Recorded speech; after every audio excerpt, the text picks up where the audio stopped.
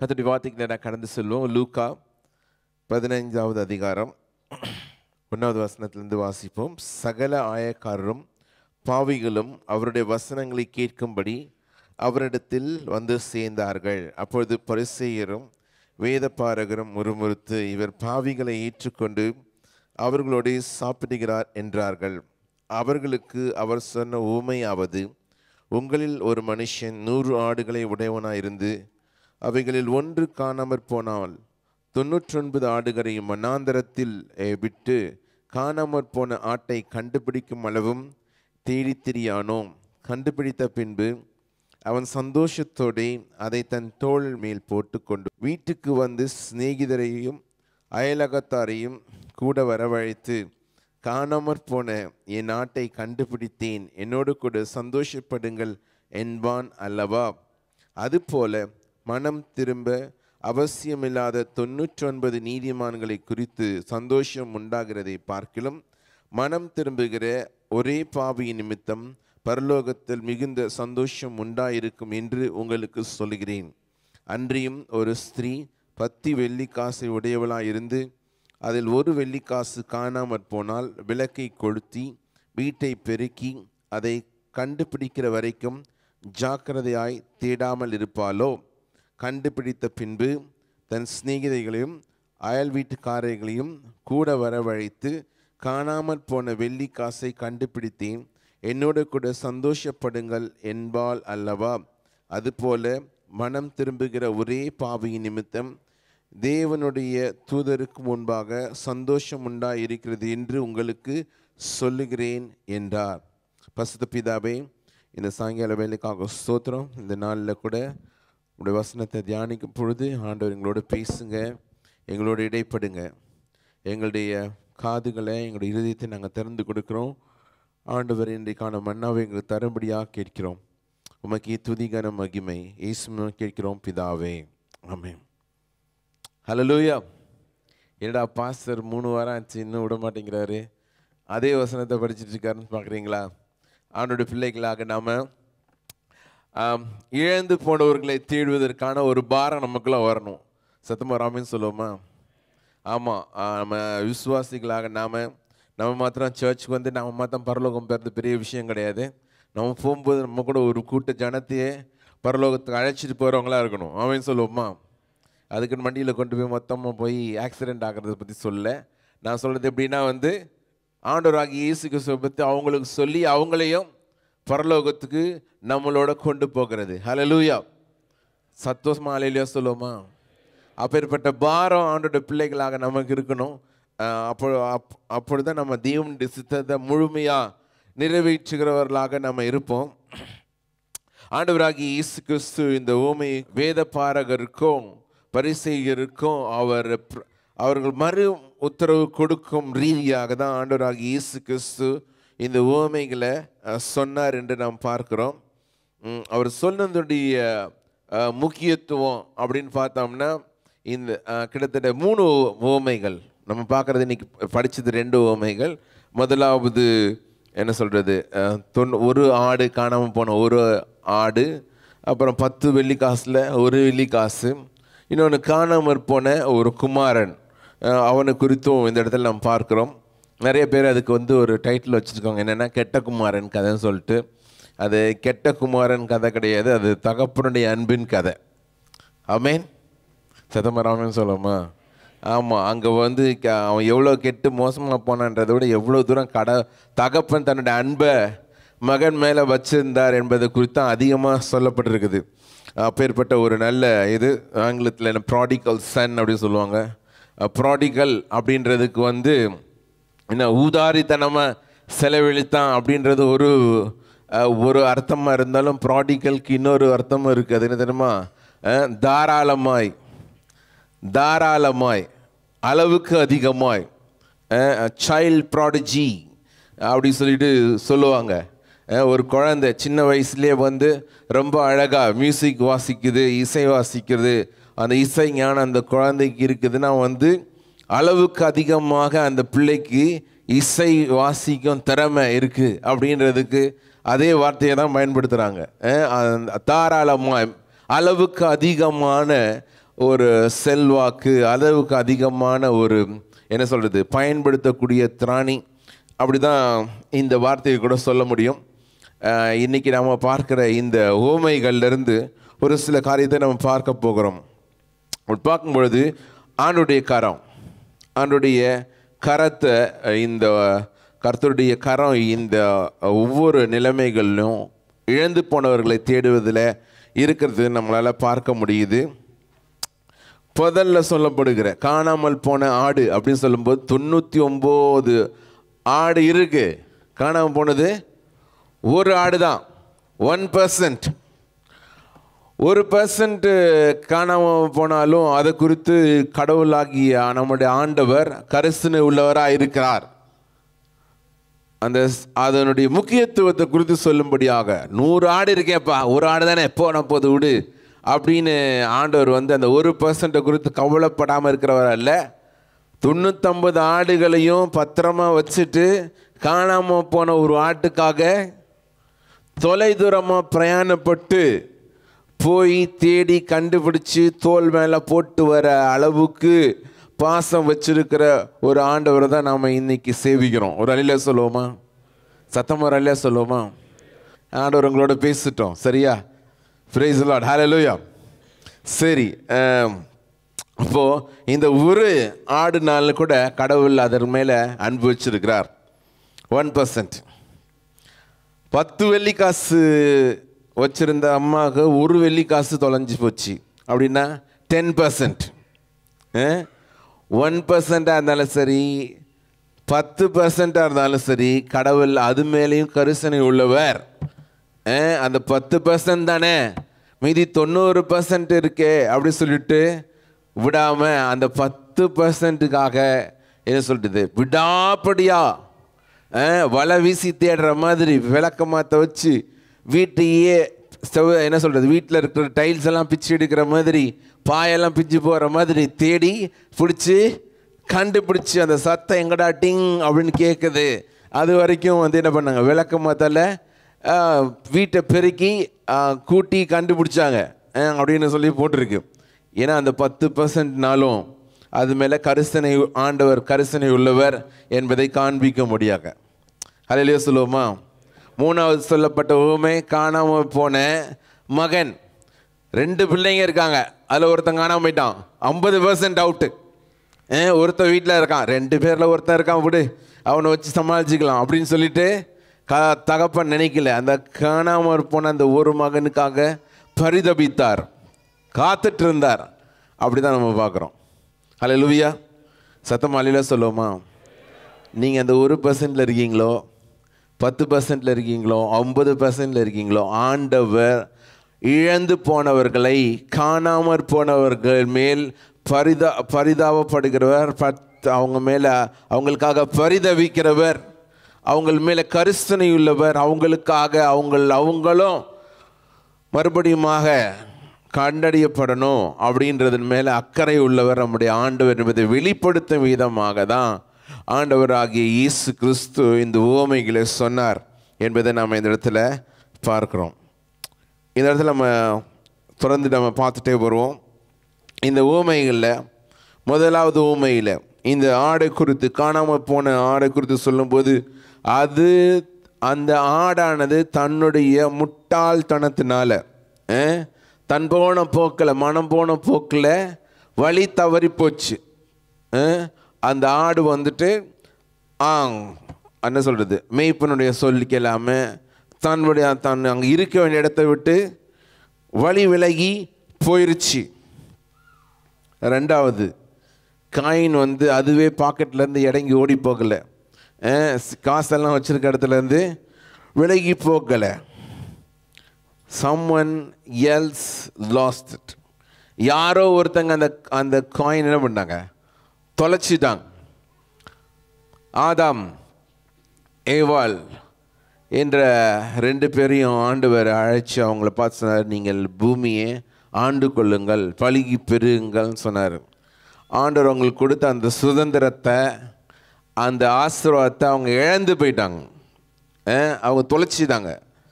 அவங்க தொலைச்சதுனால தான் நம்ம எல்லாரும் தொலைக்கப்பட்டவர்களாக ஆண்டவர் அறியாதவர்கள் தொலைக்கப்பட்டவர்களாக இருக்கிறாங்க. அவங்க வந்துட்டு நம்மளே தொலைஞ்சு போல, நம்ம பாவத்திலே பிறந்து பாவம் நமக்குள்ளாவே பிற ஜென்ம சுவாபமாக இருக்கிறதுனால நம்ம பாவவிகளாக இருக்கிறோம், தொலைக்கப்பட்டவர்களாக இருக்கிறோம். அப்பேற்பட்டவர்களை கண்டறிய ஆண்டவராகிய தேவன் நம்ம மேலே கரிசனை உள்ளவராக இருக்கிறார். ஹல்லேலூயா சொல்லுவோமா? அது மாத்திரம் அல்ல, மூணாவது இந்த மகன் அவன் தன்னுடைய மூர்க்கத்தனத்தை, ரிபலியஸ் நேச்சரை, அவன் தன் தகப்பனோடு இருக்க விரும்பலை அப்படி சொல்லிட்டு தீர்மானித்து மனசார என்ன பண்ணான், அப்பா விட்டு விலகி போனான். எப்பேற்பட்டவங்களாக இருந்தாலும் ஒன்று வழி தெரியாமல் முட்டாள்தனத்தினால வழி விலகி போச்சு, தனக்கு தெரியாமையே தொலைக்கப்பட்டவர்களாக வேறொருத்தரால் தொலைக்கப்பட்டவராக இருக்கலாம், இல்லாட்டி தன்னுடைய மூர்க்கத்தனத்தினால நான் ஒன்றும் குடும்பமாக வாழ விரும்பலை, ஏன் போன போக்கில் தன் போன வழியில் வாழ விரும்புகிறேன் அப்படின்னு போனாலும் சரி, எப்பேற்பட்டவர்களாக இருந்தாலும் எல்லாருக்காகவும் ஆண்டவராகிய தேவன் பரிதபிக்கிறார் என்பதை இந்த உவமைகளில் நாம் பார்க்கிறோம். ஹல்லேலூயா சொல்லுவோமா? அது மாத்திரம் இல்லை, இந்த உவமைகளில் இருக்கிற முதல் 2 உவமைகளில் பார்ப்போம் என்றால், இந்த 2 உவமைகள்லையும் முக்கியத்துவம் பாவத்திற்காக அல்ல, காணாமல் போனவர்கள். It is not talking about the stress, is not about their sinfulness but the lostness. அவங்க பாவம் செஞ்சுட்டாங்க, பாவி ஆயிட்டாங்க, அதை குறித்து இல்லை, அவர்கள் காணாமல் போனாங்க, தொலைக்கப்பட்டார்கள், தொலைந்து போனார்கள் அப்படின்றத குறித்து தான் முக்கியத்துவமாக சொல்லப்பட்டிருக்கிறது. இந்த முதல் 2 உவமைகளிலுமே அந்த பொருளுக்கு சொந்தக்காரங்க, ஆட்டினுடைய மேய்ப்பர், அவர் தேடி போகிறார். அந்த காசுக்கு சொந்தக்காரியாக அந்த அம்மா அந்த காசை தேடி போகிறது. அதில் ஒரு முயற்சி, போன வாரம் பார்த்தோம், அதுக்கு முந்தின வாரம் பார்த்தோம், என்ன இருக்கணும், நமக்கு ஒரு தேடல் இருக்கணும், நமக்கு ஒரு ஆர்வம் இருக்கணும், நம்ம அப்படி ஒரு எஃபர்ட் எடுக்கணும், முயற்சி எடுக்கணும் அப்படின்றது குறித்து நம்ம பார்த்தோம். அதே போல் இந்த இடத்துல அவர்கள் முயற்சி எடுத்து அந்த தொலைந்து போன ஆட்டுக்காகவும் தொலைந்து போன காசுக்காகவும் அவங்க தேடுகிறத நாம் பார்க்குறோம். அவங்க எடுத்த அந்த முயற்சி வீண் போகவில்லை, அவங்க கண்டுபிடிச்சாங்க.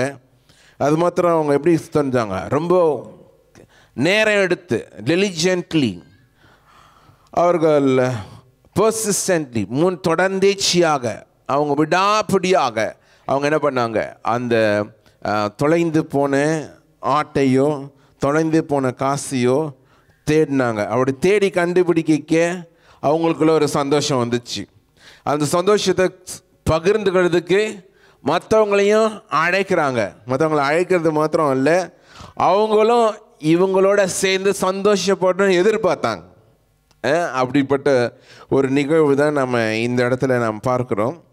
அப்படி பார்க்கையில் ஆண்டவராகிய இயேசு கிறிஸ்து இந்த சுற்றி இருக்கிறவங்கள பார்த்து ஆண்டவராகிய இயேசு கிறிஸ்து இப்போ ஒரு கேள்வியை கேட்குறாரு. என்னென்ன கேள்விக்கு அவர் கேட்குற கேள்வி என்னது, உங்களில் யார் இப்படி செய்யாமல் இருக்குப்பா, நீ சந்தோஷப்பட மாட்டியா அப்படி தான் சொல்கிறாரு. திரும்பவும் இன்னொரு உவமையை சொல்லி அதனால் சந்தோஷப்படுவாங்க அல்லவா அப்படின்னு சொல்லிட்டு தான் 2 தடவை சந்தோஷப்படுவாங்க அல்லவா அப்படி சொல்லிட்டு அவங்க ஒரு கேள்வியை கேட்குறார்.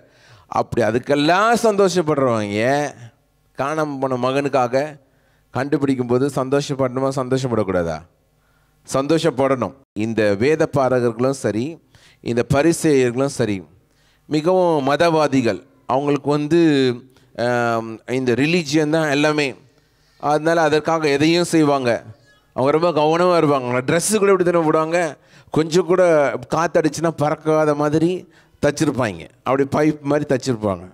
அவங்க வீதிகளில் நடக்கும்போது ரொம்ப வேகமாக கை வீசியெல்லாம் நடக்க மாட்டாங்க, மெதுவாக நடப்பாங்க. ஏன்னா கையை கீழே வீசி அவங்க போட்டிருக்கிற அந்த ட்ரெஸ் ஆனது அக்கம் பக்கத்தில் இருக்க யூதர்கள் அல்லாத மக்கள் மேலே, இல்லை பாவிகள் மேலே, இல்லை பெண்கள் மேலே பட்டுருச்சுன்னா அது பாவமாயிரும், அது தீட்டா போயிடும். திரும்பவும் அதை போய் கழட்டி போட்டு திரும்பவும் குளித்து புதுசாக இன்னொரு ட்ரெஸ் பண்ணணும். அந்த அளவுக்கு என்ன பண்ணுறாங்க, ரொம்ப கவனமாக இருக்கிறவங்க. ஆண்டவராக இயேசு கிறிஸ்து குறித்ததான ஒரு கம்ப்ளைண்ட் என்னது, இவர் பாவிகளோடையும் இவர் ஆயக்காரரும் என்ன பண்ணுறாரு, போஜனம் பண்ணுறாரு, சாப்பிட்றாரு அப்படின்னு. In fact Jesus hosted dinner for the sinners அப்படி தான் சொல்லணும். ஏன்னா அந்த வசனத்தில் முதல் 2வது வசனத்தில் தானே, அப்பொழுது பரிசேயரும் வேதபாரரும் முறுமுறுத்து இவர் பாவிகளை ஏற்றுக்கொண்டு அவர்களோட சாப்பிடுகிறார் என்றார்கள். அப்படின்னா இயேசுவை பார்க்கறதுக்காக பாவிகள் வந்தார்கள். ஒரு ஆமீன் சொல்லுவோமா? வேதபாரர்களை பொறுத்தது, பரிசேயர்களை பொறுத்த அளவுக்கு பாவிகள்லாம் பக்கத்திலே வரக்கூடாது. உனக்கும் சர்ச்சுக்கும் சம்மந்தமே கிடையாது, நீ எல்லாம் தூர நிற்கணும், இங்கே உள்ளுக்குள்ளேயே வரக்கூடாது. அப்படி தான் அவங்க பாவிகளை பார்த்தாங்க. ஒரு 3rd கிளாஸ் ஒரு கிரியேச்சர் மாதிரி அவங்கள பார்த்தாரு. அவங்களாம் கடவுளால் உண்டாகப்பட்டவங்களாம் இல்லை. நீச்சல் நிச்சயமாக நீலாம் உனக்கு என்ன தான் எரி நரகத்தில் அந்த என்னது 6வது செல்லு தான், 8வது செல்லு தான் அப்படி சொல்லி செல் நம்பரை போட்டு அதை சொல்லியே அவங்கள பெர்மனெண்ட்டாக டூம் டு டிஸ்ட்ரக்ஷன் மாதிரி அவங்கள பார்க்குற போதே அப்படி தான் பார்ப்பாங்க. நீ யூஆர் டூம் டு டிஸ்ட்ரக்ஷன், உனக்கு பரலோகம் சான்ஸே கிடையாது அப்படின்று சொல்கிறவங்கள நிலைமைகளில் அவங்கள கூப்பிட்டு வச்சு இவர் சாப்பிட்றாருன்னா, இயேசுவை பார்க்க போகிறவங்கெல்லாம் பரிசேயரும் வேதபாரரும் இவர் பாவிகளை ஏற்றுக்கொண்டு, ஹலோ ஜீசஸ் அப்படின்னு போனால், பாப்பா பாப்பா உள்ளே உட்காந்து சாப்பிடுவாங்க, நம்ம டீ குடிப்போமா, ஈவினிங் வந்தீங்கன்னா ஒரு ஹை டீ குடிக்கலாம்னு சொல்லிட்டு இங்கே தடாபுடால்னு அந்த பக்கம் போகிற வர பரிசேயர்லாம் பார்த்தா என்னையா நடக்குதுங்க, என்ன நடக்குது? இதால் எப்போ பார்த்தாலும் பைபிளை பற்றி பேசுகிறாரு, வேதத்தை பற்றி பேசுகிறாரு, பரலோகன்றாரு, தேவன்றாரு, குமாரன்றாரு. ஆனால் என்ன நடக்கிறதில்ல, என்னது பாவிகளோட தான் எப்போ பார்த்தாலும் பாவிக. லூக்கா புத்தகத்தை எழுதின டாக்டர் லூக் அவருடைய புத்தகத்தில் தான் ரொம்ப அதிகமாக சொல்லப்பட்டிருக்கும். யாரெல்லாம் சொல்லியிருக்குது? லேவி என்ற ஆயக்காரன், சீமோன் என்ற ஆயக்காரனை குறித்து, சகேயு என்ற ஆயக்காரன். இந்த ஆயக்காரர்களை குறித்து ரொம்ப நிறையா எழுதியிருக்குன்னா இந்த லூக்காவின் புத்தகத்தில் தான் எழுதியிருக்கு. லூக்காவின் புத்தகத்தில் தான் என்ன சொல்கிறது, பாவி ஆகிய ஸ்திரீ இயேசுடைய பாதத்தை பிடிச்சி கண்ணீரால் தொடச்சி அவர் வந்த நேரத்துலேருந்து இயேசுடைய பாதத்தை முத்தம் செய்துக்கிட்டே இருந்தா. ஏன்னா பார்த்து இவர் இந்த அம்மா கூட இங்கே கீழே காலில் கீழே பிடிச்சிட்டு இருக்கிற அம்மா யாருன்னு தெரிஞ்சு இவர் ஒரு தீர்க்கதரிசியாக இருந்தால் இவருக்கு தெரியும். இவருக்கு என்னன்னு தெரியல, ஒன்றும் தெரிய மாட்டேங்குது. யார் இந்த ஒரு கால் பக்கத்தில் நிற்கிறான்னு கூட தெரிய மாட்டேங்குது. யார் இந்த அம்மா பாரு என்ன சொல்கிறது, விலை உயர்ந்த நலதம் என்ற தைலத்தை போட்டு வைக்குது. அது அந்த இயேசுவாது சொல்லலாம்ல, ஏமா இது இவ்வளோ காசாச்சு, இதை போட்டு ஏன் காலில் போடுற? இப்படியெல்லாம் இவங்களுக்கு தோணுதே ஒழிய ஒரு பாவி மனம் திரும்பணும், அவங்க பரலோகம் சேர்க்கப்படணும் அப்படின்ற ஒரு உணர்வே வரல. இப்போ இவங்களெல்லாம் பிடிக்கணுன்னா ஒரே அடி. எப்படி? இவங்க எல்லாமே தமிழில் ரொம்ப அழகாக சொல்லுவோம், என்னது கஞ்சம், கருமி. நான் ஒரு வார்த்தை சொல்லுவேன், நப்பி. கஞ்சம், கருமி, நப்பி. இவங்கெல்லாம் அப்படி தான். என்னென்னு, அது ஒரு காசாக இருந்தாலும் சரி, என்னது ஒரு காசு தொலைஞ்சு போனது, ஒரு காசாக இருந்தாலும் சரி, ஒரு ஆடு போச்சுன்னா சரி, அவங்களுக்கு தூக்கமே வராது. என்னென்ன, அந்த ஒரு ஆடை கண்டுபிடிக்கணும்.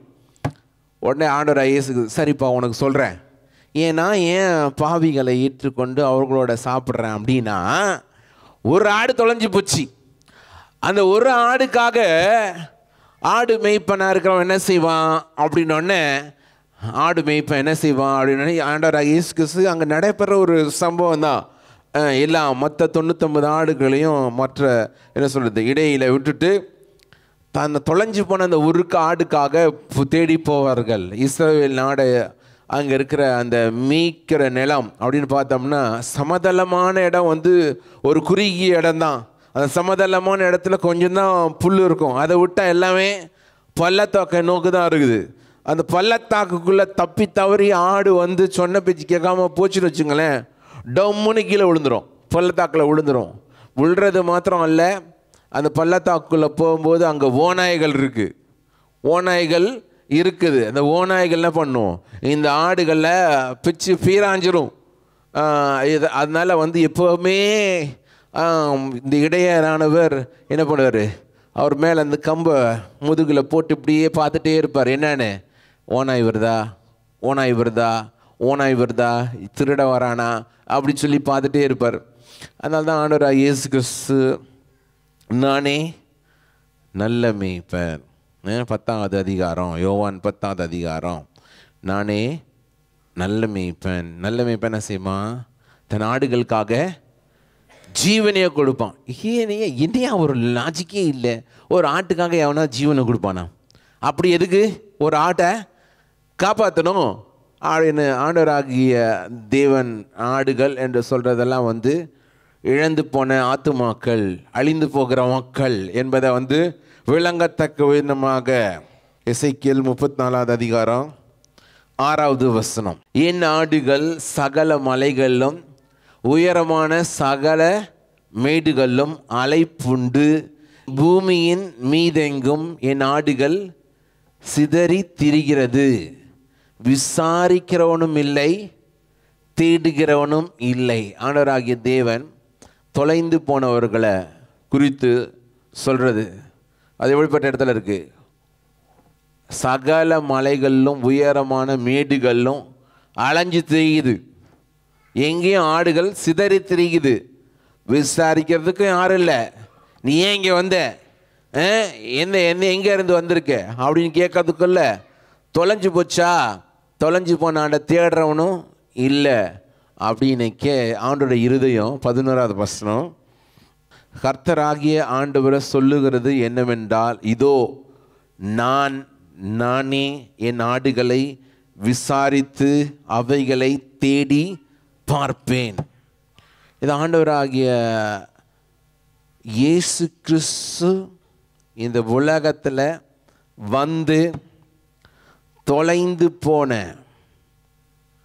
ஆடுகளாகிய ஆத்துமாக்களுக்காக இந்த உலகத்துக்கு வருவார், அவர்களை தேடி கண்டுபிடிப்பார் என்பதை முன்குறித்து எழுதப்பட்ட ஒரு வாக்கியம். ஒரு அல்லே சொல்லுவோமா? நான் இந்த உவமைகளை குறித்து வாசிக்கும்போது ஒரு பியூட்டிஃபுல் பிக்சர் என்னென்னா, குமாரனாகிய இயேசு கிறிஸ்து, பரிசுத்த ஆவியானவர், பிதாவாகிய தேவன், இந்த 3 கேரக்டரும் இந்த 3 உவமைகளில் நம்மளால் பார்க்க முடியுது. ஆண்டவராகிய இயேசு கிறிஸ்து ஒரு நல்ல மேய்ப்பன். ஒரு ஆடு தானே, போனால் போது விடு, அடிச்சிட்டு போட்டோம், அவர் விட மாட்டார், அது தேடி கண்டுபிடிப்பார், அது மேலே அக்கறை உள்ளவர். ஒரு அல்லே சொல்லுவோமா? இந்த முதலாவது ஒரு ஆட்டுக்காக தேடுகிற மேய்ப்பனாக ஆண்டவராகிய இயேசு கிறிஸ்து இந்த உலகத்தில் வந்தார். அல்லே சொல்லுவோமா? அது உங்கள் பேர் போட்டுக்கலாம், ஜெயதேவாகிய தொலைந்து போன ஆடை தேடி ஆண்டவராகிய இயேசு இந்த உலகத்தில் நல்ல மேய்ப்பனாக வந்தார். அவன் சொல்லுவோமா? உங்கள் பேரை நீங்கள் சொல்லிக்கோங்க, உங்கள் பேரை நீங்கள் சொல்லிக்கோங்க. உங்கள் பேரை சொல்லிட்டு உங்கள் ஒருத்தருக்காக ஆண்டவர் தேடி வந்தார். ஹல்லேலூயா! எவ்வளோ தூரம் வந்தார்னா, பூமியின் கடைசி வரைக்கும், வானத்திலிருந்து பூமி வரைக்கும். வானத்தில் வாசம் செய்கிற ஆண்டவர், பரலோகத்தில் வீற்றிருக்கிற ஆண்டவர் தம்முடைய ஆடுகளுக்காக எவ்வளோ தூரம் வேணாலும் போவார். ஜீவனை கூட கொடுப்பாரு, ஜீவனை கொடுத்தாரு, ஜீவனை கொடுத்து நம்மளை மீட்டார். ஒரு இல்லை சொல்லுவோமா? அவர் தான் நல்ல மேய்ப்பார். நம்ம இரவலுக்காக வச்ச ஹயர்ட் மேன் கிடையாது. எத்தனையோ வேலையாட்கள் இருக்கலாம், எத்தனையோ வேலையாட்கள் இருக்கலாம். ஆனால் ஆடு தொலைஞ்சி போச்சுன்னா மேய்ப்பரே ஒருவர், மேய்ப்பரே வருவார். ஏன்னா அந்த மேய்ப்பனுடைய சத்தத்தை அந்த ஆடுகளுக்கு தெரியும். ஒரு ஆமீன் சொல்லுவோமா? அந்த ஆடுகள் வந்து அதால் தன்னால் வர முடியாது.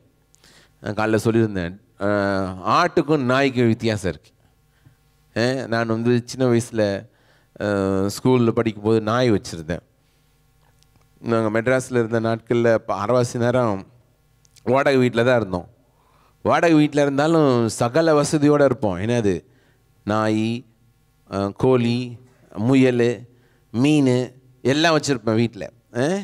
அப்படி ஒரு வீட்டில் இருந்து இன்னொரு வீட்டுக்கு, ஒரே வீட்டில் ரொம்ப நாள் இருக்க முடியாது, நம்ம படுத்துகிற பாடு. அதனால என்ன பண்ணுவோம், 2 வருஷத்துக்கு 3 வருஷத்துக்கு ஒரு தடவை ஒரு வீடு மாதிரி இன்னொரு வீட்டுக்கு போகிறது. ஒரு வீட்டிலேருந்து ஒரு புது வீட்டுக்கு போகிறோம். அது சூப்பர் காம்பவுண்டு, அங்கே வந்து ரொம்ப செக்யூர்டாக இருக்கும் அப்படின்னு சொல்லிட்டு அந்த வீடெலாம் பார்த்தாச்சு, அட்வான்ஸ்லாம் கொடுத்தாச்சு. வீட்டுக்கு போய்க்க அந்த வீட்டுக்காரன் சொல்கிறான், உங்கள் நாயை இங்கே கொண்டு வரக்கூடாது, நீங்கள்லாம் வாங்க, ஆனால் நாயை கொண்டு வராதீங்க. எனக்கு டாமினா வந்து உயிர், அவ்வளோ வந்து பாசமாக பார்த்துக்கிற நாய். அந்த புது வீட்டுக்காரங்க என்ன சொல்லிட்டாங்க, உன் நாயை கொண்டு வரக்கூடாதுன்ட்டாங்க. நாயை கொண்டு வரேன்னா எங்கள் வீட்டில் ஒரே உடம்பு பிடிக்கிறான். அவங்க சொல்லிட்டாங்க, அவங்க வீட்டு நாய் தான் அவங்க வீட்டில் இருக்கணும், ஓனரோட நாய் இருக்கைக்கு இன்னொரு நாய்க்கு அந்த அந்த காம்பவுண்டில் இடம் கிடையாதுன்ட்டாங்க. ஐயோ இப்போ என்ன செய்யறது அப்படின்னு எங்கள் அம்மாட்ட எல்லாம் கேட்டு பார்த்தேன். அவங்க ஒன்றும் சரி, நீ சாமி என்ன பண்ணு, எங்கிட்டாச்சும் தூரத்தில் கொண்டு போய் விட்டுட்டு வந்துரு நாயை, ஃபோனை அப்போது விட்டுட்டு வந்துரு, அப்புறம் வந்து நீ இருந்துக்கலாம், என்ன செய்ய அப்படின்னு சொன்னேன். சரிம்மா சொல்லிட்டேன். அடுத்த நாள் சைக்கிள்னு எடுத்துகிட்டு டாமியை வந்து சைக்கிளில் பின்னாடி உட்காந்துக்குறோம். அது உட்கார வச்சு ஒரு 4-5 கிலோமீட்ரு மாறி மாறி மாறி மாறி சந்து பந்தெல்லாம் போய் கொண்டு போய் நாயை வந்து ஒரு நல்ல மார்க்கெட்டு, காய்கறி மார்க்கெட், எப்படியும் ஒரு 3000-4000 பேர் இருப்பாங்க. அதுக்குள்ளே அவுத்து விட்டு தலை தெறிக்க வேகமாக சைக்கிளை மிதித்து சுற்றி வந்தேன். நேரம் வரக்கூடாதுன்னு சொல்லிட்டு நான் வீட்டுக்கு வர்றதுக்கு முன்னாடி நாய் வந்துருச்சு. நான் வீட்டுக்கு வரல, நான் வர்றதுக்கு முன்னாடி நாய் வந்து அங்கேருந்து லொல் குலைச்சிட்டு இருக்கு. ஒன்று என்ன செய்ய, ரொம்ப நாள் அப்படி தான், ரொம்ப கஷ்டமாக இருந்துச்சு. ஆனால் அந்த ஆடை விட்டிங்கன்னு வச்சுக்கோங்களேன், பக்கத்து காம்பவுண்ட் இருந்தால் கூட நீங்கள் உங்கள் சத்தத்தை கேட்டால் தான் வரும், இல்லைன்னா வராது. அதுக்கு எங்கே இருக்கான்னு தெரியாது, பின்னாடி தெருவில் தான் இருக்கும். அங்கேருந்தே பேன்னு கத்திக்கிட்டே இருக்கும். நம்ம சத்தத்தை கேட்டோம், இது நம்ம ஆடு மாதிரி இருக்குல்ல அப்படின்னு போய் எங்கேயே இருக்கவா அப்படின்னா பின்னாடி நம்ம போனால் நம்ம பின்னாடியே வரும். இப்படி தான் ஆடு. அப்படி தொலைஞ்சி போன ஆடை தேடி ஆண்டவராகிய இயேசு கிறிஸ்து இந்த உலகத்துக்கு வந்தார். ஒரு அமை சொல்லுவோமா, எங்கே போகன்னு தெரியாமல் போக்கத்து போன நம்மளை ஆண்டவர் தன்னிடத்தில் சேர்த்து கொள்ளும்படியாக ஜீவனையும் கொடுக்க ஆயத்தமாக இந்த உலகத்துக்கு வந்தார். அல்லேலூயா. இந்த ஊமையை சொன்ன பாயிண்ட்டு யார் சொல்கிறது? வேத பாரகரும் பரிசேயரும். சூப்பர் பாயிண்ட்ல. ஆமாம்ல விழுந்துச்சுன்னா வந்துட்டு ஆடு காணாமல் போய் பிடிச்சிட்டு வந்தோம்னா ஒரு பார்ட்டி வைப்போம்ல, பார்ட்டி வச்சு எல்லாம் கொண்டாடுவோம்ல. கரெக்டு. அப்போ அவங்க கொஞ்சம் லேடிஸ் இருக்காங்க, பாவப்பட்டவங்களும் இருக்காங்க. அப்போ இவர் சொல்கிற ஆண்டவர் ஐயசுக்கு இன்னொருமே சொல்கிறேன், தொலைஞ்சி போனது 1 வெள்ளிக்காசு, 10 வெள்ளிக்காசில் 1 வெள்ளிக்காசு அப்படின்னா வந்து டே டு டேயில் யூஸ் பண்ணுற ஒரு காசை பற்றி ஆண்டவராக இயேசுக்கு சொல்ல. நம்ம வீட்டில் நிறையா திராம்சை கீழே போட்டுருவோம், கட்டில் கடியில் போட்டுருவோம், சோஃபா கடியில் போட்டுருவோம். அதை எங்கே போட்டு உருட்டிட்டு வேணா எப்போ நம்ம வீட்டை க்ளீன் பண்ண யோசிப்போம்ல, வெள்ளை அடிக்கும்போது. அப்படிலாம் பீரோ கடியெல்லாம் போயிடுச்சு, ஒரு காசு போயிடுச்சுன்னா அதுக்குள்ளே கையை விட்டு தேடிட்டா இருப்பீங்க. பரவாயில்ல விடு, இப்போ அதுக்குள்ளெல்லாம் கையெல்லாம் விட்டு எடுக்க முடியாது. நம்ம கையெல்லாம் போகிற அளவுக்கு அந்த கேப்பு கிடையாது. அதனால் வீடு மாற்றும் போதே அந்த காசை எடுத்துக்கலாம். அப்படி தான் விட்டுருவோம், நிறையா காசை விட்டுருவோம். ஆனால் இங்கே தொலைஞ்சி போனது அப்படி ஒரு காசு இல்லை, இது ஒரு ரொம்ப அற்பமான காசு தான். ஆனால் மிக முக்கியமான காசு. ஏன்னா வந்து கல்யாணம் ஆகி வர்ற பெண்கள் அவங்க நெத்தியில் இந்த 10 வெள்ளி காசுகளை ஒன்றா கோர்த்து, வெள்ளி கொடியில் கோர்த்து தலையில் மாட்டியிருப்பாங்க.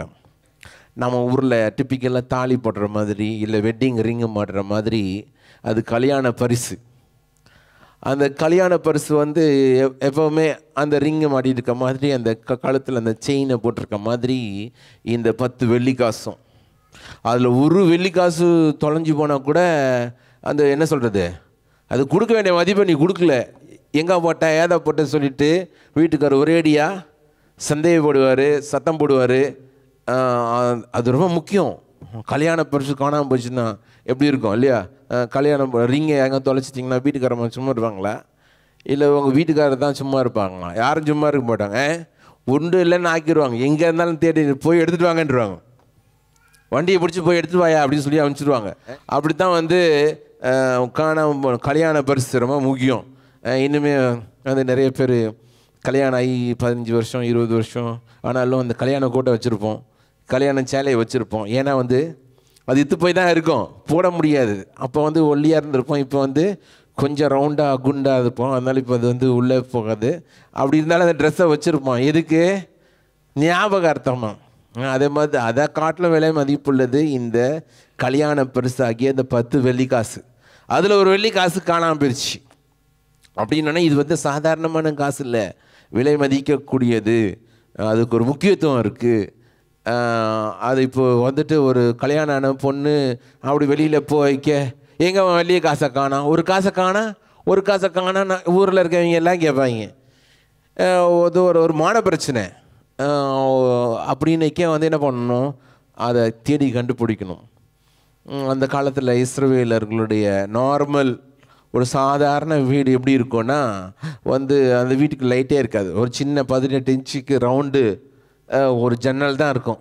அந்த ஜன்னல் வழியாக வர வெளிச்சம் தான். ஏன்னா வெயில் அடித்தாலும் ஒரேடியாக வெயில் அடிக்குது, குளிர் அடித்தாலும் ஒரேடியாக குளிர் அடிக்குது. அதனால ஒரு சின்ன ஓட்டை தான் போட்டிருப்பாங்க. வீட்டுக்குள்ளே நார்மலாக பொருள் எங்கே இருக்குது ஏதா இருக்குது அப்படின்னு தெரியணுன்னா விளக்க கொளுத்தி பார்த்தா தான் வீட்டுக்குள்ளே இருக்கிற பொருள் தெரியும். அதுவும் அவங்க போட்டிருக்கிற வீட்டினுடைய சாதாரண வீட்டினுடைய தரை மண் தரையில் வைக்கோலை போட்டு திம்ஸ் வச்சு டொம்முன்னு அடிச்சிருப்பாங்க. அப்போ எப்படி தான் இருக்கும், சொரன்னு தான் இருக்கும். அதில் வந்து தேடினோன்னு அப்படியே லைட் அடித்தோன்னா டபக்குன்னு கிடைக்கிற மாதிரி கிடையாது. அது வந்து கூட்டி பெருக்கி விளக்க வச்சு தேடி அந்த வெளிச்சத்தில் மின்னணும். இல்லாட்டி இந்த பிறக்கி அந்த சத்தம் வரணும் டிங்குன்னு. அப்படின்னா தான் வந்து உங்கள் வீட்டில் தொலைஞ்சு போன காசை கண்டுபிடிக்க முடியும், இல்லைன்னா கண்டே பிடிக்க முடியாது. அப்பேற்பட்ட சூழ்நிலையில் இந்த அம்மாவுக்கு இந்த தொலைஞ்சு போன காசு மிகவும் முக்கியம். எல்லாருக்கும் விளங்குதா? விளங்குன்னு சொல்கிறவங்களாம் ஆமேன்னு சொல்லுங்க பார்க்கலாம். ஆமேன். சரி, ஒரு அளவுக்கு எல்லோரும் ஆமேன்னு சொல்லியிருக்கீங்க, அவனை விளங்குதுன்னு அர்த்தம். அப்போது இந்த தொலைஞ்சு போன இந்த காசுக்காக இந்த அம்மா என்ன பண்ணுது, வீட்டை விளக்கை கொளுத்தி பெருக்கி கண்டுபிடிக்குது. பரிசுத்த ஆவியானவர், பரிசுத்த ஆவியானவருடைய கிரியை. சபைக்குள்ள நிறைய பேர் தாங்க தொலைஞ்சு போயிருக்கோன்றது தெரியாமையே சபைக்குள்ள இருக்காங்க. வாரம் வசனத்தை கேட்குறாங்க, பைபிளை வாசிக்கிறாங்க, ஜெபம் பண்ணுறாங்க. ஆண்டவர் வார்த்தையை கேட்க கேட்க கேட்க பரிசுத்த ஆவியானவர் நமக்குள்ள வெளிச்சத்தை கொண்டு வருகிறார். வெளிச்சத்தை கொண்டு வரும் பொழுது பரிசுத்த ஆவியானவர் நம்ம மேலே இருக்கிற தூசியெல்லாம் தட்டி எடுக்கும் பொழுது, நான் தொலைஞ்சு போயிருக்கேன், என்னுடைய மதிப்பு எனக்கே தெரியல. காசோட மதிப்பு தெரிஞ்சவங்களுக்கு தான், அவங்கக்கிட்ட இருக்கும்போது தான் அதுக்கு மதிப்பு. ஒரு குப்பை தொட்டியில் காசு வச்சுக்கோங்க, அதுக்கு மதிப்பே கிடையாது. ஏன்னா யாரும் பார்க்கவே மாட்டாங்க. இது காசு இல்லை, இது நெத்தியில் வைக்க வேண்டிய வெள்ளி காசு இல்லை, இது கல்யாண பரிசு இல்லை, அது இங்கே தான் இருக்கணும். அந்த நெத்தி வெள்ளி கொடியில் தான் இருக்கணும். அதுக்கு ஒரு மதிப்பு இருக்குது. அந்த மதிப்பு தர்றேன்னா ஒரு சாதாரண ஒரு அணாவை தான் இருக்கும். ஒரு 8 அணாவோ ஒரு 10 அணாவோ ஒரு திராம்ஸோ அப்படி தான் வேல்யூ. ஆனால் அதோடைய மதிப்பு அதை காட்டிலும் மேலு. ஏன்னா அது ஒரு கல்யாண பரிசு. அது தொலைஞ்சு போன காசு. அந்த காசு கண்டெடுக்கப்பட்டு எங்கே இருக்கணுமோ அங்கே இருக்கும்போது அந்த ஓனருக்கு மதிப்பு. உங்களுக்கும் ஒரு விசேஷித்த கணம் அப்படின்றத பரிசுத்த ஆவியானவர் தான் நமக்கு உணர செய்கிறார். ஒரு ஆமென் சொல்லுவோமா? சபையாகிய வீட்டில் அநேகர் தொலைஞ்சு போயிருக்காங்க. தொலைஞ்சு போனது அவங்களுக்கே தெரியாது நான் தொலைஞ்சு போயிருக்கேன்னு சொல்லிட்டு. அவனோட வார்த்தையை நம்ம கேட்க கேட்க தான், ஓ இங்கே தான் நான் இருக்கிறேன்னா. நம்மளுடைய பர்பஸ் இன் லைஃப், நம்மளுடைய வாழ்க்கையில் நம்மளுடைய நோக்கம் என்ன என்பது தெரியாமல் நிறைய பேர் இருக்கிறோம். அவன் சொல்கிறாரு, உனக்காக நான் வச்சுருக்கிற திட்டம் பெருசு, உனக்காக நான் வச்சுருக்கிற திட்டம் பெருசு, உன்னுடைய மதிப்பு இது கிடையாது, இது காட்டிலும் மேலானது அப்படின்றத பரிசுத்த ஆவியானவர் நமக்கு விளங்க பண்ணுகிறார். அவருடைய வார்த்தையாகிய வெளிச்சம் நமக்குள்ள வரும்பொழுது தான் நம்மளுடைய மதிப்பு நமக்கே தெரியுது. அப்போ தான் நமக்கு தெரியுது, ஓ நான் தொலைஞ்சு போயிட்டேனோ அப்படின்றதே நம்ம உணர முடியுது. பரிசுத்த ஆவியானவர், பரிசுத்த ஆவியானவர் நம்முடைய வாழ்க்கையில் கிரியை செய்வதற்கு நாம் நம்ம இடம் கொடுக்கணும். ஒரு ஆமீன் சொல்லுவோமா? ஏதோ கோயிலுக்கு வரோம், ஜெபம் பண்ணுறோம் போதும் அப்படின்றது இல்லை. அவருடைய வார்த்தையை கேட்கணும், வசனத்தை கேட்கணும், வசனம் நமக்குள்ளே கிரியை செய்யணும். அதனால தான் நான் எப்போ சொல்கிறது, ஒரு சிலருக்கெலாம் நீங்கள் ஞானஸ்தானம் எடுக்கணும், நீங்கள் அபிஷேகம் பெறணும், நீங்கள் இன்னும் ஊழியத்திலலாம் பங்கு பெறணும் அப்படின்னா ஏதோ சொல்கிறாங்கப்பா, அதெல்லாம் நமக்கு கிடையாது, வேற யாருக்கோ அப்படின்னு. ஆனால் தொடர்ந்துச்சே நீங்கள் வரீங்களே அதுவே போதும். கோயிலுக்கு வரீங்களே அது போதும். ஏன்னா இன்றைக்கி இல்லைன்னா இன்றைக்காவது ஒரு நாள் ஆண்டவர் உங்களோட பேசுவார், உங்களை உணர பண்ணுவார். நான் ஆண்டவரை ஏற்றுக்கொள்ளணும், ஆண்டவருடைய பாவத்தை எல்லாம் மன்னிக்கணும், ஆண்டவர் என் ரத்தத்தினால் அவர் என்னை கழுவணும், நான் ஞானஸ்தானம் எடுக்கணும், நான் ஆண்டவருக்குள்ளே என்னை முற்றிலுமாக ஒப்பு கொடுக்கணும் அப்படின்றதுக்கான ஒரு இடம் தான் இந்த இடம் சபை. இங்கே பரிசுத்தமானவங்க மாத்திரம் உள்ளவாங்க, வெள்ளையும் சொல்லையும் போட்டவங்க மாத்திரம் உள்ளவாங்க அப்படின்றவங்களுக்கெல்லாம் கிடையாது. இது எல்லோரும் வரக்கூடிய இடம். இங்கே யார் தான் இருப்பாங்க? பாவிகள் இருப்பாங்க, ஏமாத்துறவங்க இருப்பாங்க, பொய் சொல்கிறவங்க இருப்பாங்க, திருடுறவங்க இருப்பாங்க, விபச்சாரிங்க இருப்பாங்க, வேஸ்தனம் பண்ணுறவங்க இருப்பாங்க, எல்லா யோகம் பண்ணுறவங்க இங்கே தான் இருப்பாங்க. பரிசுத்தமானே நீங்கள் போயிடலாம் பரலோகத்துக்கு. நம்ம எல்லாரும் விடுவோம். எப்பேற்பட்ட சேலஞ்சஸ் இருக்கிறவங்க எல்லாரும் நம்ம ஆண்டவருக்காக வாழ விரும்புகிறோம், அப்பேற்பட்ட தான் இங்கே வர்றோம். அப்படி நமக்கு தொடர்ந்தீச்சியாக ஆண்டோட வசனத்தை நம்ம கேட்கும் போது நமக்குள்ள ஆண்டவர் ஆவியானவர் கிரியை செய்ய ஆரம்பிக்கிறார். நம்ம எந்த நிலையில் இருக்கிறோம் என்பதை ஆண்டவர் உணர செய்கிறார்.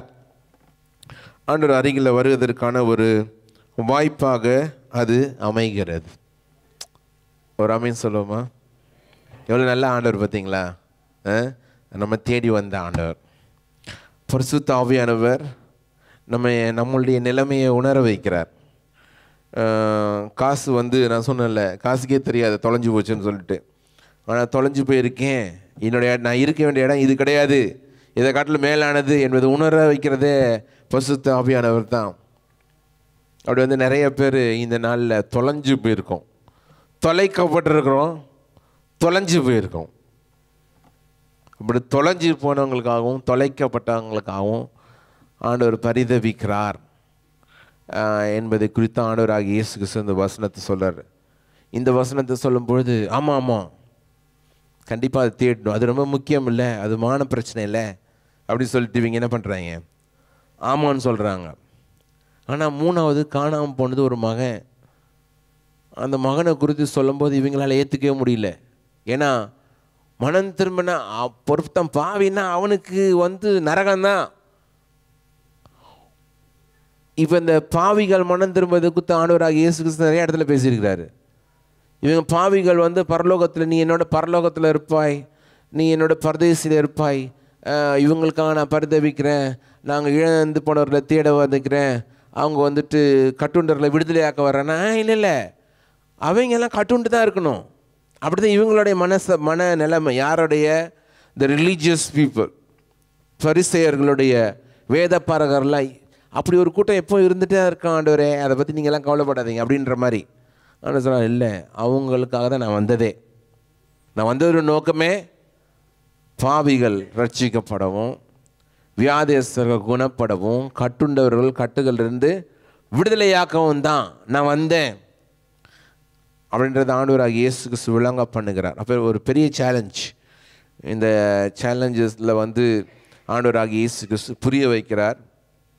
அதை காட்டிலும் அடுத்த வாரத்தில் நம்ம பார்க்க போகிறோம் எந்த அளவுக்கு ஆண்டவராகிய இயேசு கிறிஸ்து தகப்பனுடைய அன்பு, பரலோக தகப்பன், நம்ம எல்லாம் பரம தகப்பன், நமக்காக ஒரு பிதாவாகிய ஆண்டவர் இருக்கிறார். பிதாவாகிய ஆண்டவர் அவர் இருக்கிற இடத்துல தான் இருக்கிறார். அவர் வரலாம் தேடி வரலாம் வரமாட்டார். அவர் தன்னோட குமாரன் அனுப்பிச்சார். தொலைஞ்சு போனவங்க நம்மளுடைய மூர்க்கத்தனத்தினால, நம்மளுடைய கோபத்தினால, எனக்கென்ற ஒரு உலகம், எனக்கென்ற ஒரு வாழ்க்கை, மனம் போன போக்கில் நான் வாழ விரும்புகிறேன் அப்படி சொல்லி எல்லாத்தையும் பிச்சுக்கிட்டு வந்துடுறோம். ஆனால் தகப்பன் வந்துட்டு ரொம்ப அன்புள்ளவர், பாசம் அறிந்தவர். என்ன தான் நம்ம சொத்தையே அழிச்சிட்டு போனாலும் எப்போ வரும்னு பார்த்துட்டே இருக்கிறார். எப்போ வந்தாலும் மகிழ்ச்சி தான். எப்போ வந்தாலும் சாக போகிற நிலைமையில் நீங்கள் ஆண்டவரை தேடி வந்தாலும் கூட ஆண்டவர் உங்களை ஏற்றுக்குருவார். ஒரு ஆமேன்னு சொல்லுவோமா? எதுக்கு அவ்வளோ நேரம் வெயிட் பண்ணுறீங்க? எப்பயே வந்துடுங்க. கடைசி வரைக்கும் ஊதாரித்தனமாக சிந்திச்சு அடுத்த வாரம் நம்ம பார்க்க போகிறோம் இந்த காணாமல் போன மகனை குறித்து. சரி, என்னடா பாஸ்டர் விட மாட்டாரோ? அடுத்த வாரம் அதான் பேச போகிறேன். சரியா? காணாமல் போன மகனை குறித்து பேச போகிறேன். ஆனால் அவனோட பிள்ளைங்களாக நம்ம எல்லோரும் நமக்கு ஒரு தொலைந்து போனவர்களை குறித்து ஒரு பாரம் இருக்கணும். நிறைய பேர் நம்ம தொலைஞ்சு போனோன்னு தெரிய மாட்டேங்குது. நிறைய பேர் நம்ம தொலைஞ்சு போய் நாங்கள் மேலே பரிதாபப்படணுன்றதுக்காக ஆண்டவர் இயேசு கிறிஸ்து இந்த ஊமையை சொன்னாரே.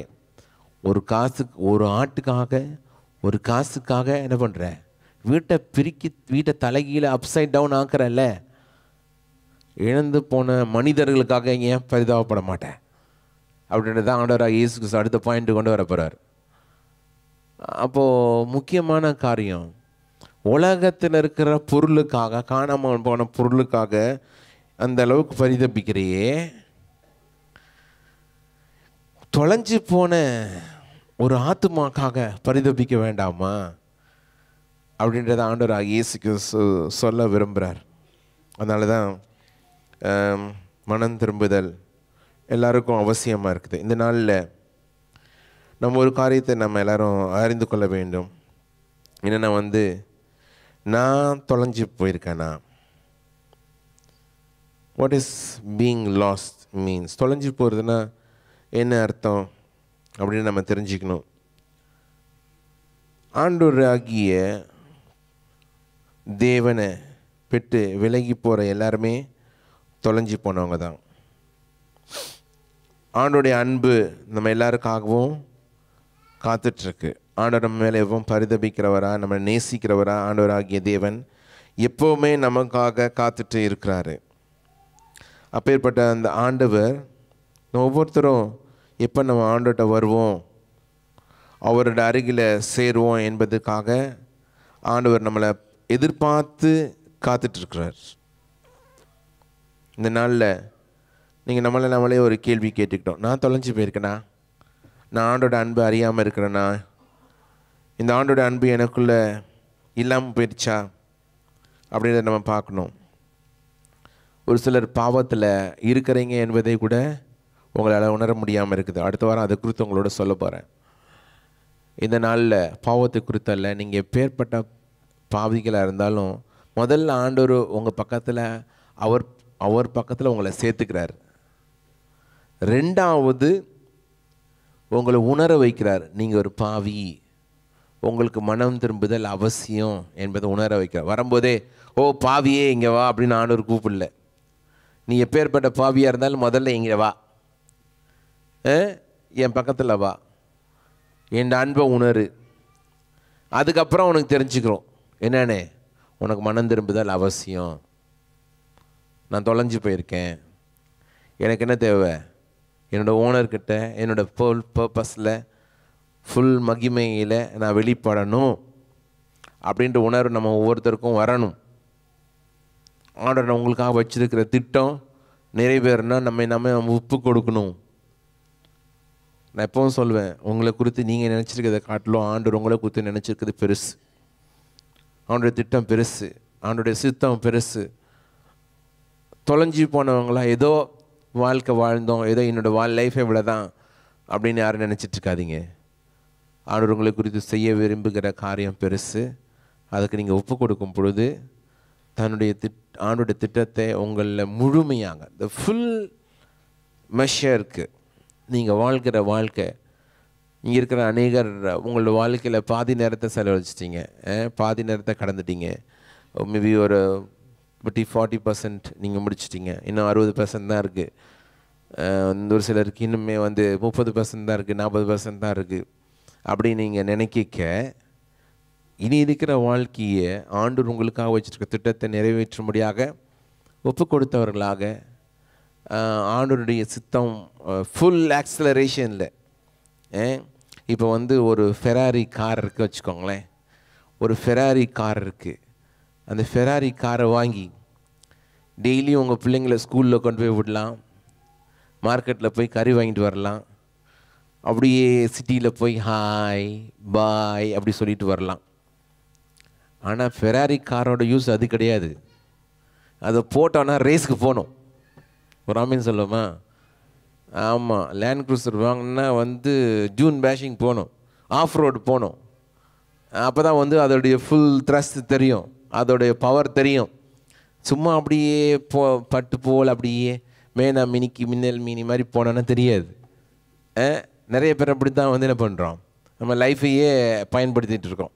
நம்முடைய ஃபுல் பர்பஸ் நம்ம ஆண்டவருக்கு நம்ம வெளிப்படுத்துறதே இல்லை. ஏதோ சர்ச்சுக்கு ஏதோ ஆண்டவருக்கு கோயிலில் ஒரு காணிக்க போட்டோமா, ஒரு ஒரு ஒரு பாட்டு பாடினோமா, ஒரு ஜோம் பண்ணோமா, லேலி அன்றைக்காக ஆண்டவருக்காக பெரிய காரியத்தை செஞ்சுருக்கேன், ஸ்தோத்திரம் ஆண்டவரே.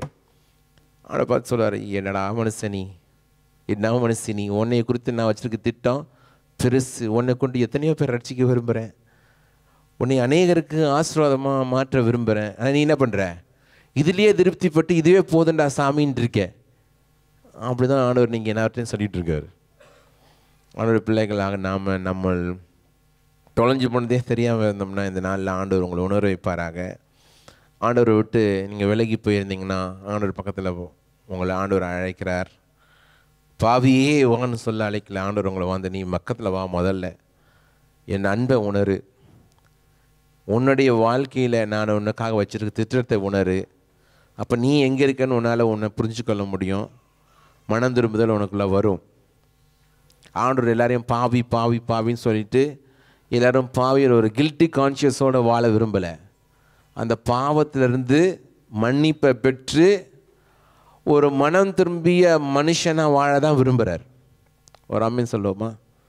அது ரொம்ப முக்கியங்க. நிறைய பேர் அப்படி தான் இருக்கும், அந்த குற்ற உணர்வோடு வாழ்க்கையை நடத்தி முடிச்சிடலான்னு பார்க்குறீங்க. அது பெருசில்லை. அதை காட்டில் ஆண்டவர் பாவம் உணரப்பட்டது, பாவத்தில் என்ன பண்ணுச்சு, உங்களோட மனசு குத்தப்பட்டுச்சு, அதுக்காக ஆண்டவர்கிட்ட மன்னிப்பு கேட்குறோம். ஆண்டவர் அந்த மன்னிக்கிற ஆண்டவர்கிட்ட ஜெபம் பண்ணும்போது ஆண்டவர் நம்ம மன்னிக்கிறாரு. எல்லாரும் ஆண்டவர் என் பாவத்தை மன்னிச்சுதாருன்ற விசுவாசம் நமக்குள்ளே இருந்து மனம் திரும்பிய ஒரு வாழ்க்கை. வேதாகமத்தில் மனம் திரும்புதல் அப்படின்றத ஹமாட்டியா அப்படின்ற ஒரு வார்த்தை யூஸ் பண்ணப்பட்டிருக்கு. அதுக்கு உண்மையாக ஒரு சரியான பதம் அப்படி சொல்ல போனால் ரைட் அபவுட் டர்ன்.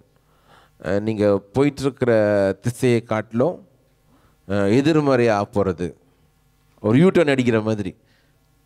ஆண்டவர் விட்டு நீங்கள் தூரமாக போயிட்டுருக்கீங்க, டக்குன்னு மனம் திரும்புதல் உங்களுக்குள்ளே வரும்பொழுது நீங்கள் ஒரு யூட்டர்ன் போடுறீங்க. எங்கே? ஆண்டவரை நோக்கி. ஆண்டவர்கிட்ட இருந்து எவ்வளோ தூரம் போயிட்டீங்களோ இப்போ ஆண்டவர் பக்கத்தில் நெருங்கி வரீங்க. அதான் மனம் திரும்புதல். இப்போ ஒருத்தருக்கு பாவம் மன்னிப்பு அப்படின்னா பாவம் மன்னிச்சானே, பாவம் மன்னிக்க அப்படின்னா ஆண்டவர் பக்கத்தில் வரணும், ஆண்டவரை தேடி வரணும், அந்த ஷெப்பர்ட்கிட்ட வரணும், அந்த ஓனர்கிட்ட வரணும். அதுதான் மனம் திரும்புதல். அந்த உணர்வு நம்ம ஓகே இப்போ கண்டுபிடிச்சாரு, தொலைஞ்சு போன ஆண்டவர் கண்டுபிடிச்சோன்னா இந்த ஆடை பட்டிருக்கோம், நொண்டியாக இருக்கும், அடிபட்டிருக்கோம், ஓனாய் பீறி இருக்கும், பாதியில் ஓனாயோட வாயிலிருந்து பிடிங்கி இழுத்துட்டு வந்திருப்பார், அடிபட்டிருக்கோம். அதனால் அடிபட்டுச்சல நீ அங்கேயே கடை அப்படின்ட்டு விட்டுட்டு வர்றதில்லை. அடிபட்டு இருந்தால் அதுக்கு வந்து மருந்து கட்டி தோலில் போட்டு கூட்டிகிட்டு வருவார். ஏன்னா அதில் நடக்க முடியாது, காலில் முள் குத்தி இருக்கு, அது வந்து அடிபட்டுருக்கு. அதில் வந்து அலைஞ்சு காலெல்லாம் ஓஞ்சி போயிடுச்சு அந்த ஆட்டுக்கு. அப்படின்னா வந்து என்ன பண்ணார், அது மேலே கரிசனை கொண்டு அதை தோலில் தூக்கி போட்டு கொண்டு வந்து அதுக்கு நாள் கணக்காக மருந்தை போட்டு அதை ஆற்றி தேத்தி எடுக்கிறாரு. அப்போ தான் அதுக்கு மனம் திரும்புதல் வருது, தன்னுடைய நிலைமைக்கு வருது. ஆஹா செத்தே போயிருப்பான்டா, என்னாச்சு இவர் வரலண்ணா, இவர் வந்ததுனால எனக்கு என்னது ஒரு புது வாழ்க்கை உண்டாச்சு. காயின் அப்படி தான் புதஞ்சு மண்ணோட மண்ணாக போயிடுச்சுன்னு வச்சுக்கோங்க, ஒரு யூஸ் கிடையாது. அது பெருக்கி எடுத்து தேடி கண்டுபிடிச்சி அதை பாலிஷ் பண்ணி திரும்பவும் அந்த தொலைஞ்சி போன அந்த 9 காசோட சேர்த்து 10வது காசாக சேர்க்கும் போது தான் அதுக்கு அழகு, அப்போ தான் அதுக்கு மதிப்பு, அப்போ தான் அதை வச்சிருக்கவங்களுக்கும் மதிப்பு. அப்பேற்பட்ட ஒரு நிலைமைக்கு ஆண்டவர் நம்ம ஒவ்வொருத்தரையும் கொண்டு போவாராக. ஹல்லேலூயா. இதனால் பாஸ்டர் நான் தொலைஞ்சும் போல, நான் வந்து தொலைஞ்சு போல, யாராலும் தொலைக்கப்படவும் இல்லை, நான் நல்லா தான் இருக்கேன் அப்படின்னு நீங்கள் சொன்னீங்கன்னா, பக்கத்தில் நிறைய பேர் தொலைஞ்சு போயிருக்காங்க, நிறைய பேர் தொலைக்கப்பட்டிருக்காங்க. நீங்கள் அவங்கள தேடி கண்டுபிடிங்களேன். ஆமென். நம்ம எல்லாம் எழுந்து நிற்போமாங்க, எல்லாரும் எழுந்து நிற்போம். இழந்து போனவர்களை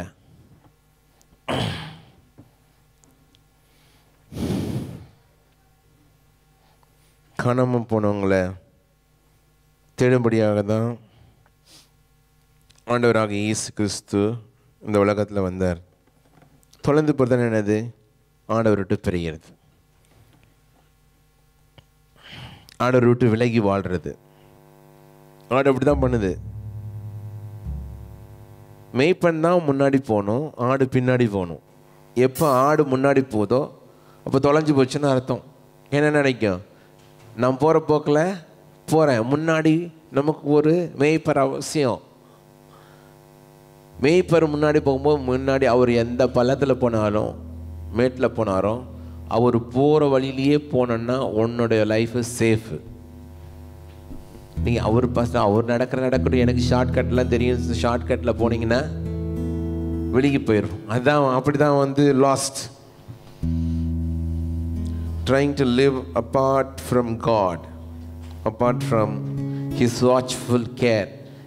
அங்கே போகாத அப்படின்னா உங்களுக்கு ஒரு வேலை இல்லை, நீங்களும் போகிறதில்ல, எங்களையும் போடுறதில்லை அப்படின்னு போச்சுன்னு வச்சுக்கோங்க, ஆடு அதோட கதை முடிஞ்சுது. அப்படிதான் தொலைஞ்சு போகிறது.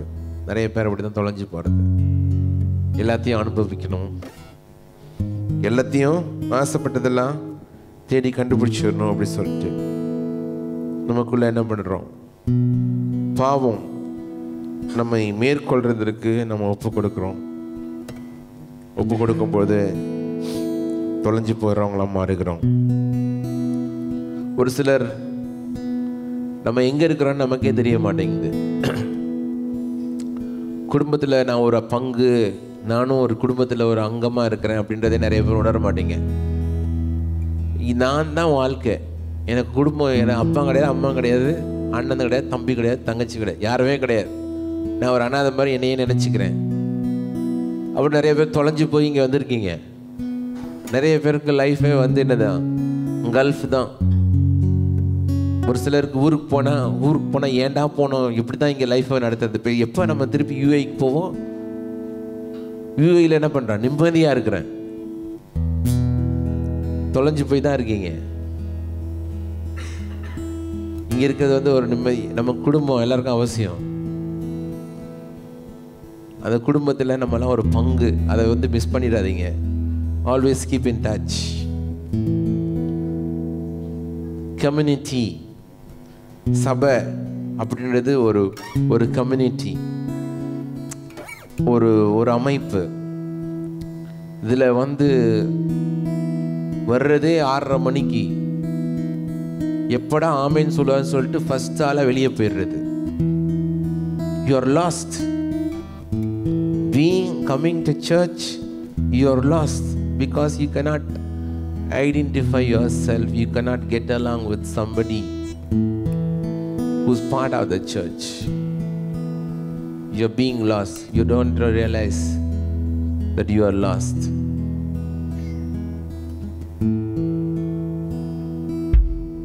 ஆண்டவர் உங்களோட பேசுவாராக. ஆண்டவர் உங்களோட இடைப்படுவாராக.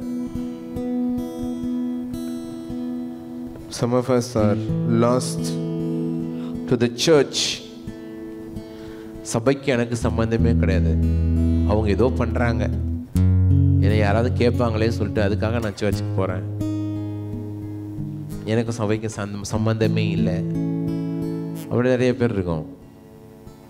நம்மளோட பேசுவாராக. சபை நம்மளோட வாழ்க்கையில் மிக முக்கியமானது. அப்போஸ்தலனாகிய பவுல் சொல்ல சபை கூடி வருதலை விட்டு விடாதிருங்கள். ஏன்னா அங்கே தான் நம்ம எப்படி வாழணும், எப்படி வாழக்கூடாது ரெண்டுமே கற்றுக்குறோம். இங்கே எல்லாமே நல்லது தான் கற்றுக்குறோன்னு சொல்லலை நான். இப்படி வாழக்கூடாதுன்றதையும் கற்றுக்குருவோம். ஒரு சிலரோட ஆட்டிடியூடு, ஒரு சிலருடைய பிஹேவியர்ஸ் பார்த்தோன்னா ஓஹோ ஐயோ அப்பா இப்படிலாம் நம்ம இருக்கக்கூடாது, ஆண்டவர் நமக்கு கிரீஸ் செய்வார். ஒருவேளை உங்களுடைய நல்ல குணாதிசயை பார்த்து அவங்க மாறுறதுக்கான ஒரு வாய்ப்பும் இருக்குது. அதை நீங்கள் நினச்சி பார்க்கணும். It's a place to learn and unlearn. நல்ல காரியங்களை கற்றுக்கொள்வதற்கும் வேண்டாத காரியங்களை விட்டு விடுவதற்கான ஒரு இடம் சபை. இதோட உங்களை ஐக்கியப்படுத்தலைன்னா யூ ஆர் லாஸ்ட். கிறிஸ்தவனா தனியாக சபை பரலோகத்துக்கு போகிறது பெரிய விஷயம் இல்லை. ஒரு சபையாக நம்ம ஆராதிக்க, நம்ம தீட்டுறதற்கு, நமக்காக ஜெபம் பண்ண ஒரு கூடுக அவசியம். நம்முடைய தேவைகளை பகிர்ந்து கொள்றதுக்கான ஒரு அமைப்பு அவசியம். அப்பேற்பட்ட ஒரு இடத்த தான் ஆண்டவர் நமக்கு ஏற்படுத்தி கொடுத்துருக்கார். யாரும் அறியாத ஒரு ஊரில் ஆண்டவர் நம்ம அழைச்சிட்டு வந்திருக்கிறார். இந்த தேசத்தில் நமக்காக ஒரு ஆவிக்குரிய சகோதர சகோதரிகள், ஒரு குடும்பம், அதுதான் சபை. அதுதான் ஆண்டவர் நமக்கு அமைச்சு கொடுத்துருக்குறார். அதுக்காக தேவனுக்கு ஸ்தோத்திரம் சொல்லணும். அதில் பங்காக இருக்க நம்ம மறந்துடக்கூடாது. ஆனால் நம்ம ஒருத்தர் கிரியை செய்வாராங்க.